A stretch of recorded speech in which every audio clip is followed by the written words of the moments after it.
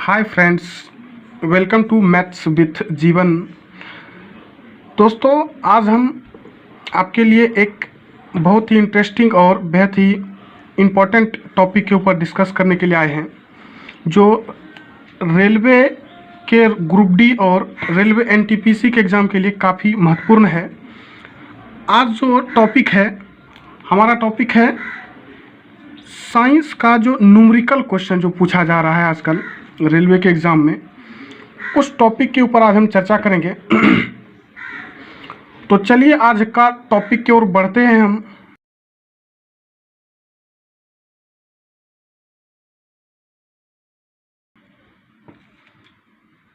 आज का टॉपिक है मोशन,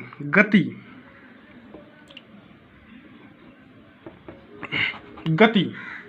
इससे जो रिलेटेड जो क्वेश्चन, जो न्यूमेरिकल क्वेश्चन बनते हैं, जो इम्पोर्टेंट क्वेश्चन हैं, उसको हम आज करने का प्रयास करेंगे। ठीक है, तो आज का जो क्वेश्चन है, पहले जो इससे रिलेटेड जो भी क्वेश्चन है उसमें क्या क्या, किस तरह के विधि क्या है, उस पर थोड़ा सा हम पहले चर्चा कर लेंगे, उसके बाद ही आगे हम चर्चा करेंगे। ठीक है, तो गैलीलियो ने एक समीकरण दिया है दोस्त, जिसको जो 4 समीकरण उन्होंने दिया है, मूल रूप से इसी पे आधारित है सारा आपका गति का जितना भी न्यूमेरिकल क्वेश्चन आता है, सारा इसी पे डिपेंड करता है। तो वो है, पहला है v बराबर u plus A T, u plus A T. दूसरा है v स्क्वायर बराबर u स्क्वायर प्लस में 2as। और तीसरा है Sn बराबर u plus half a into 2n minus 1। और चौथा है s बराबर u t प्लस में हाफ ए टी स्क्वायर। ठीक है, मूल रूप से दोस्तों गैलीलियो समीकरण ये कहता है कि कोई भी वस्तु का प्रारंभिक वेग को हम u से सूचित करते हैं, और जो v है, v को हम अंतिम वेग से सूचित करते हैं।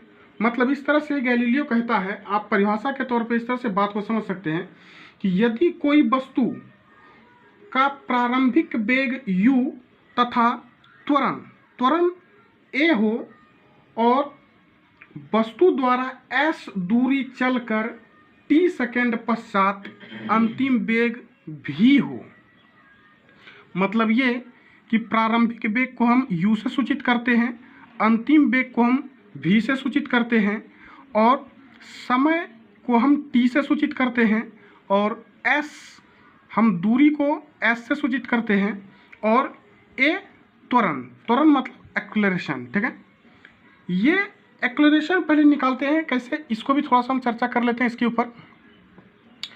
तो एक्सेलरेशन निकालने के लिए, त्वरण निकालने के लिए जो सूत्र होता है वो अलग से होता है। ठीक है, आपको सारा चीज़ दिखा होगा, v बराबर दिखा होगा।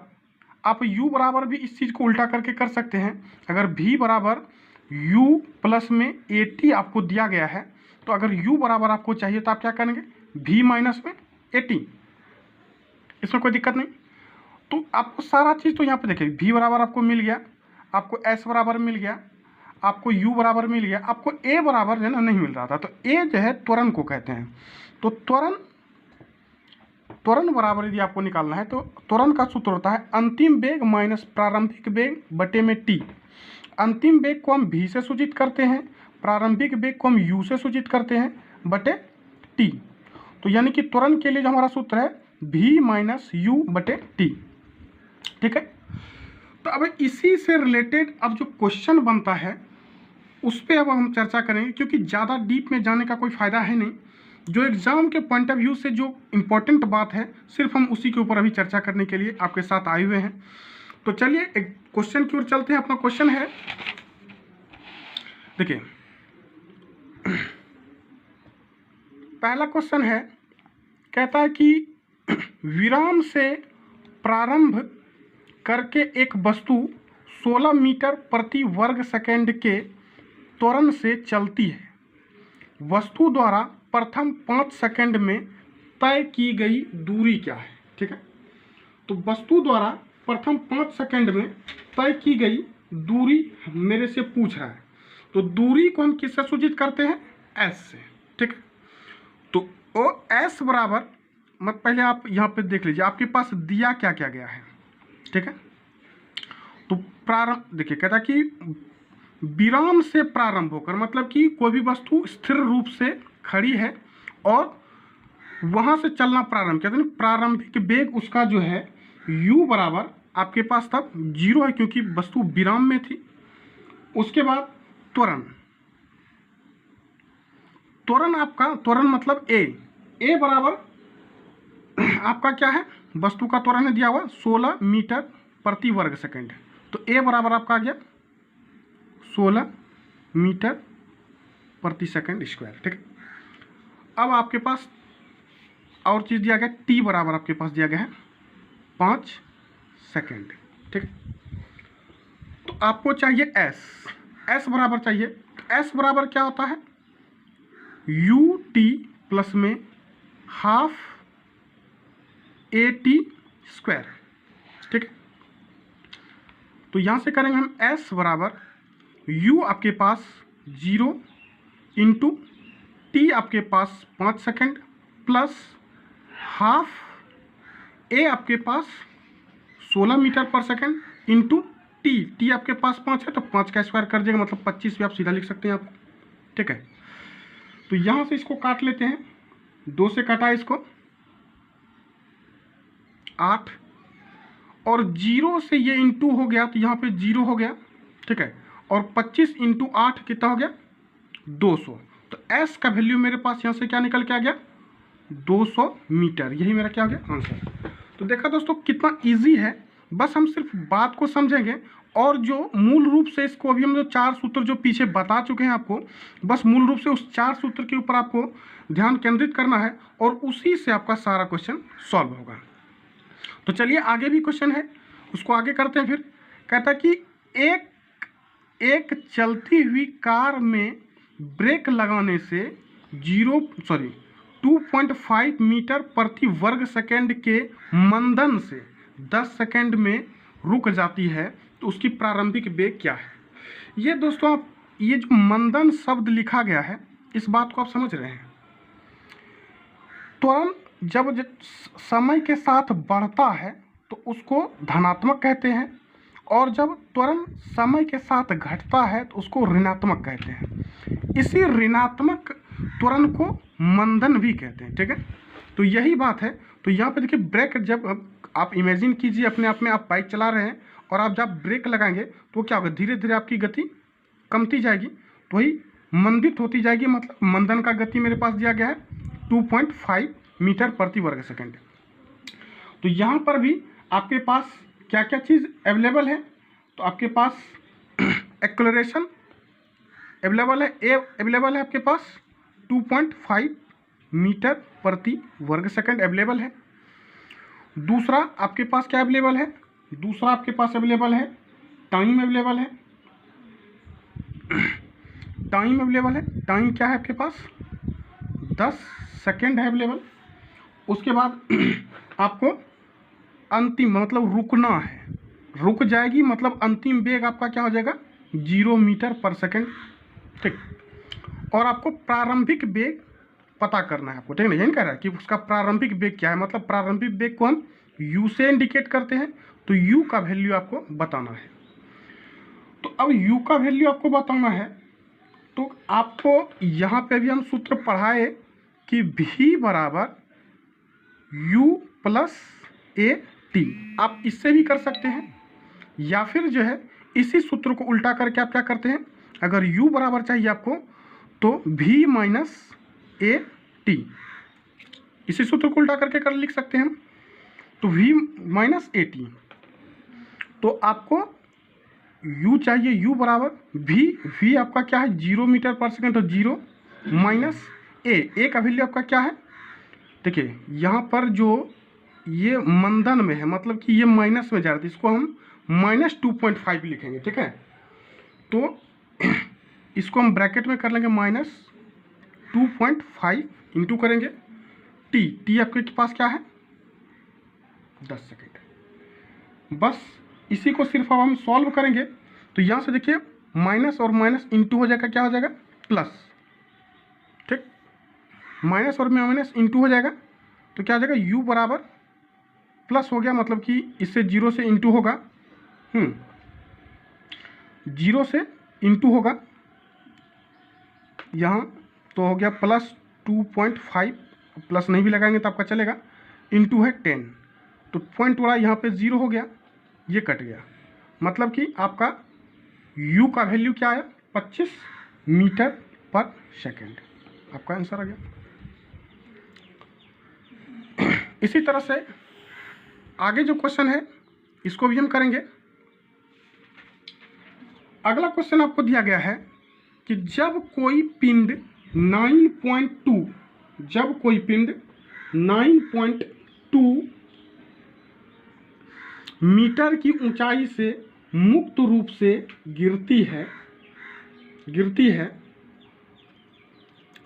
तब 2 सेकंड बाद उसका वेग क्या होगा, ठीक है। तो ये आपसे पूछ रहा है, आपको ऊंचाई क्या दिया गया है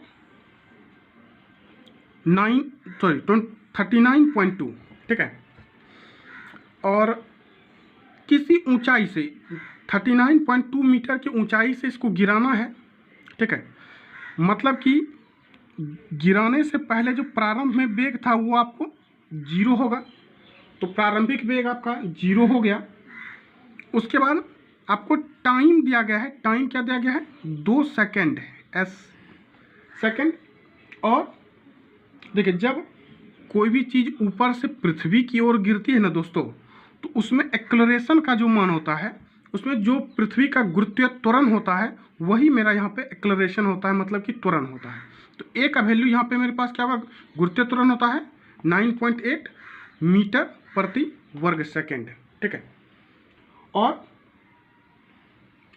बस हम इसी से अब इसको क्या करेंगे, सॉल्व करेंगे, ठीक है। तो मुझे चाहिए क्या इसका, यानी कि है ना 2 सेकंड बाद, यानी अंतिम वेग चाहिए हमको, यानी कि v बराबर वैल्यू चाहिए हमको, है ना। तो v बराबर आपका होता है u प्लस ए टी। ए का वैल्यू यहाँ पे मेरे पास क्या है 9.8, तो हम इसको u प्लस जी टी भी कह सकते हैं, या फिर ये जो g का वैल्यू, g मतलब कि a, यहाँ पे जो गुरुत्वीय त्वरण है उसको a होता है आपका, ठीक है।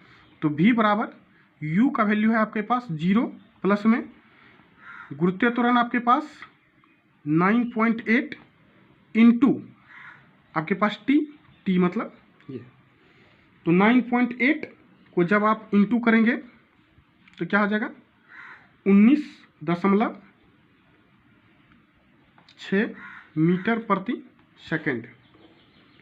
यही आपका क्या हो जाएगा आंसर हो जाएगा, अंतिम वेग आपके पास ये आ जाएगा। आखिरी के क्वेश्चन अब आप देखते हैं दोस्तों।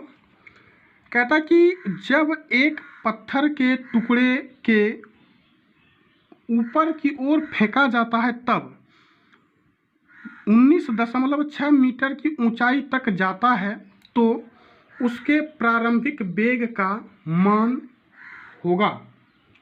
मतलब स्पष्ट रूप से आपको दिया गया है, इसमें वो वाला आपका दूसरा नंबर जो हम सूत्र बताए थे वो काम आएगा आपके पास।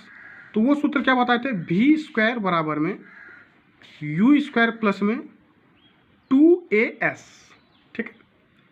इसी सूत्र से आपको करना है काम इस सवाल में। और आपके पास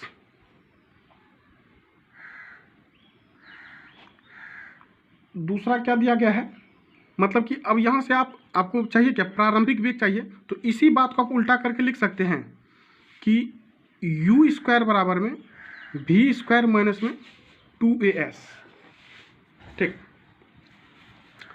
तो यू स्क्वायर बराबर में वी स्क्वायर माइनस 2as, तो यहाँ से कीजिए आप यू स्क्वायर बराबर में वी स्क्वायर, अंतिम वेग आपके पास क्या दिया गया है, अंतिम वेग है आपके पास 0 होगा।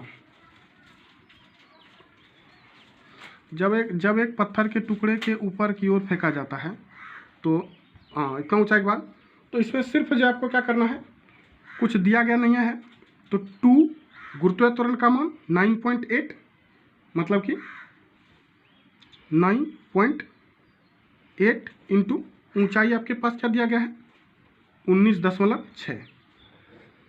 तो u बराबर अगर करेंगे तो इसको अंडर रूट में लेना होगा, 2 से ये इंटू हो जाएगा, मतलब कि ये इंटू होकर के हो जाएगा 19.6 इंटू में 19.6, तो रूट के में 2 है, एक बाहर कर लेंगे, मतलब कि 19.6 मीटर पर सेकेंड आपका क्या हो जाएगा आंसर, ठीक है। तो आज का टॉपिक दोस्तों यहीं पे एंड करते हैं, मिलते हैं अगले वीडियो में।